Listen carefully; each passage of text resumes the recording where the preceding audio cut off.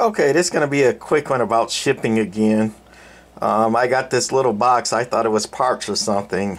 You know, I buy parts off eBay and other places all the time to, you know, put in the radios and amps and stuff I work on. So anyway, I thought this little box rattling around was a parts box, and I opened it up. And this is exactly, you know, what I saw when I just opened it. This is a little Browning Eaglette I bought off eBay. No packing, zero.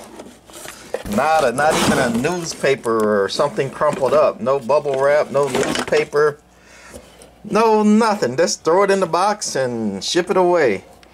Anyway, you know, maybe it survived. I thought it was in better shape than that too, but anyway, it is what it is. So that's going to be it for this one. You know, people do better. You know, the shippers, you know, UPS, USPS, and FedEx, they won't do an insurance claim. You know, if it was busted up, broken, not work it, whatever, unless you had 3 inches of bubble wrap all the way around. A minimum of 3 inches all the way around. So, you know, it would need bubble wrap, you know, out to here all the way around for this to be insurable or to file a claim on it.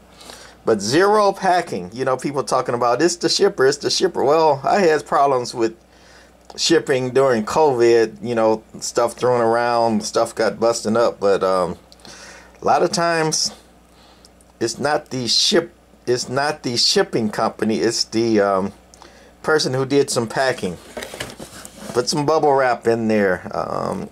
I don't even like crumpled up newspapers or peanuts, but something. Jeez, don't just throw it in the box and ship it away and it'll be all right, right? Okay, that's it for my latest toy, Browning Eaglette.